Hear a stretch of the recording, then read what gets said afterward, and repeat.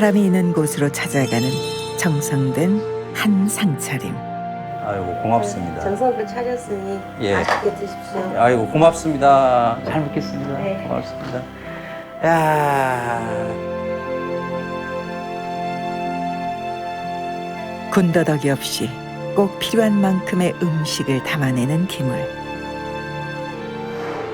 수천 년을 이어온 우리의 전통 밥상 소반이다. 쏟아지고 있는 미각세포를 가지고 생명을 해보죠. 뭐 이런 말은 금기예요. 지금은 음식에 담긴 역사와 문화를 차별화된 언어와 자신만의 시선으로 특별하게 풀어내는 맛 칼럼니스트 황교익.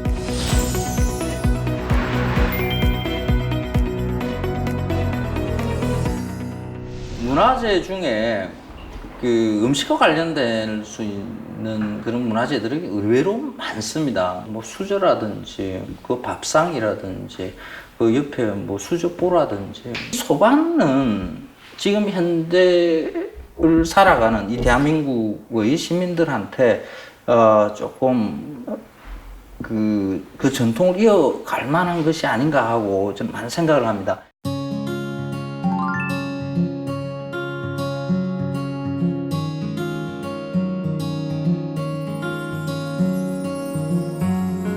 소반은 우리의 전통 가옥인 한옥의 구조와 밀접한 관련이 있다. 그중 여인과 아랫사람의 공간이었던 부엌. 이 부엌에 보면 옛날 여인네들의 삶이 느껴져요. 생활 공간과 부엌이 분리된 당시의 주거 환경 때문에 매번 조리된 음식을 방으로 옮겨야 했고, 이는 대부분 여인들의 몫이었다. 이 한옥의 구조를 보면 방이 식당, 뭐 서재, 거실, 안방 뭐 이런 게 구별이 없거든요. 그냥 방에서 이불 펴면 침실이고요. 이불 거두고 책상 놓으면 서재고요. 그냥 책상 거두면 또 거실이 되기도 하고요. 식탁을 놓으면 그냥 식당이고요. 공간을 다용도로 쓰는 그런 구조를 가지고 있거든요. 그래서 우리 예전에 여인네들은 여기 밥을 해서 밥상, 소반을 들고 이렇게. 네.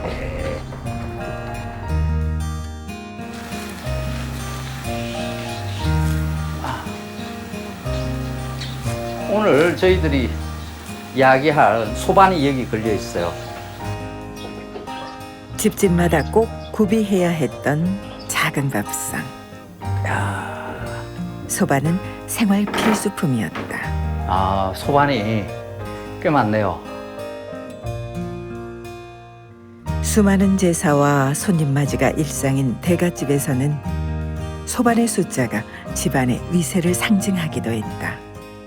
도시에서는 잘 못 보지만은 이런 고택에서는 그렇게 종갓집 이런 데 가면 반드시 소반이 수십 개의 소반이 쫙 실형이 이렇게 쫙 있습니다. 소반의 연원은 고대로 거슬러 간다. 고분 벽화는 물론 각종 문헌과 유물을 통해 오래전부터 소반이 사용되어 왔음을 확인할 수 있는데, 본격적으로 일상화된 것은 고려시대를 지나 조선시대부터였다. 좌식 생활이 정착되고 남녀 유별, 장유 유서 등 유교의 가르침 덕분에 자연스레 독상 문화가 자리 잡은 조선 사회. 그 속엔 안분지족의 철학도 담겨 있었다. 상 보면 아주 작잖아요. 이거 들고 밥을 하려고 그러면 이 위에 많이 올릴 수도 없습니다. 탐욕을 부리지 않게 만들어주는 밥상입니다.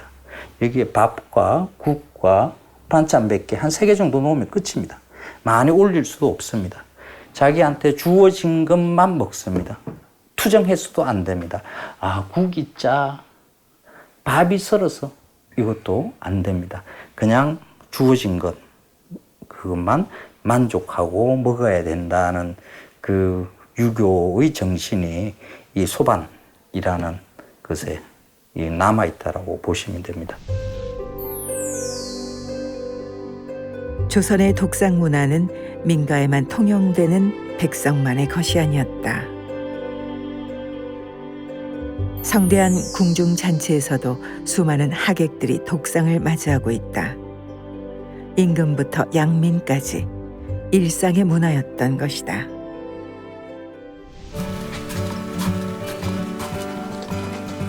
매 끼니 때마다 사랑방으로 안방으로 수없이 들고 날라야 했던 소반.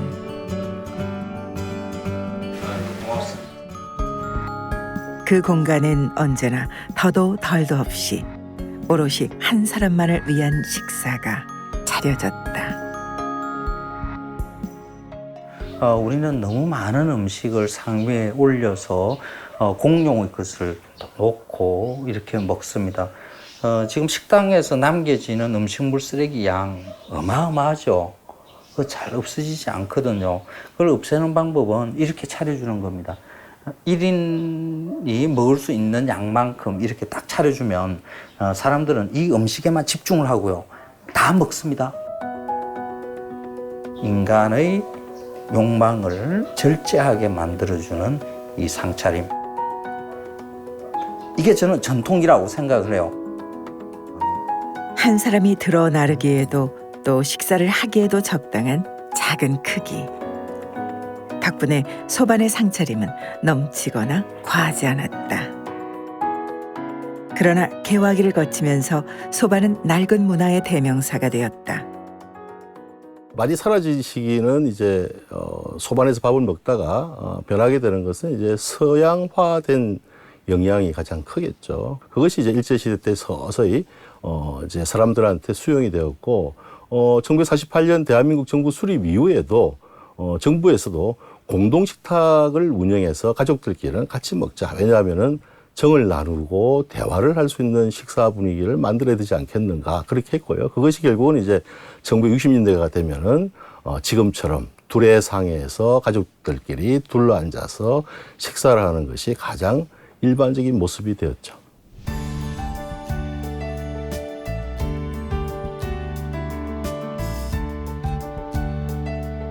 현대 사회에 접어들면서 우리 생활에서 사라진 소반.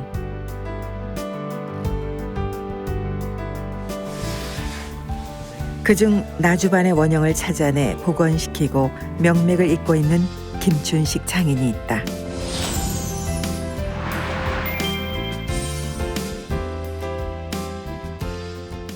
나주반 하신 지가 몇 년 정도 되셨어요? 그래서 한 60년 될 거예요. 60년. 60년이라고 그러면 50한 7, 8년. 57, 8년. 네. 그 긴 세월 동안 작업 도구들은 손때가 굳어졌고 청년은 백발의 노인이 되었다. 장인이 복원한 나주반 외에도 예부터 지역을 대표하는 소반들이 있었다. 유명한 지역 소반으로는 세 가지가 손꼽히는데 특산물인 자개를 이용해 상판에 화려한 장식을 하는 것이 특징인 통영반, 다리 역할을 하는 두 개의 판에 새겨진 정교한 문양이 돋보이는 해주반, 그리고 소박한 세련미를 갖춘 나주반이다. 한때 지역의 개성을 담아 발전했던 소반. 하지만 일제강점기와 전쟁 이후 소반의 원형은 거의 사라진 상태였다.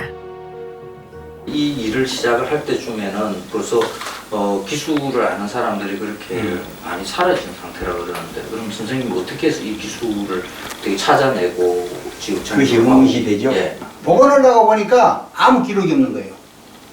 어디 천지를 찾아보다. 그래서 제일 중요시한 것은 내가 헌상을 수리해야 됐어요. 아, 옛날 상들 네. 수리하면서 그것을 찾아내야만이 우리 나비에서 본방을 찾아내겠구나. 그러니까 선생님한테는 스승이 있었던 게 아니라 헌상이 스승이었네요. 그렇죠. 실제로 말하면 헌상을 기가 막히게 고쳐낸다는 소문에 서울에서까지 헌상이 들어왔다. 그렇게 하나하나 분해하고 조립하며 연구한 결과 견고하면서 유려한 곡선미가 있는 나주반의 원형을 복원할 수 있었다.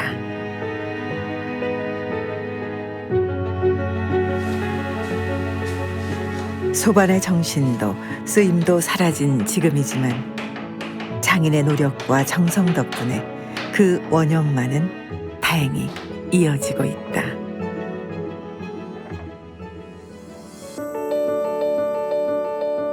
작지만 부족함이 없으며 실용성과 멋을 두루 갖춘 우리의 전통. 우리가 좀 많이 먹어요. 과식을 해요. 과식을. 먹을거리가 많이 풍부해지면서 넉넉하게 큰 상에다가 온갖 것을 다 펼쳐놓고 이렇게 먹고 있는데 그게 과연 맛있는 음식을 먹는 방법인가 하는 고민들을 저도 많이 합니다. 옛날 조선시대의 미덕을 하나 이렇게 가져와서 다시 살려내자 그러면 이 소반의 정신 괜찮지 않을까요? 소반은 절제의 품격을 담은 소박한 밥상이다.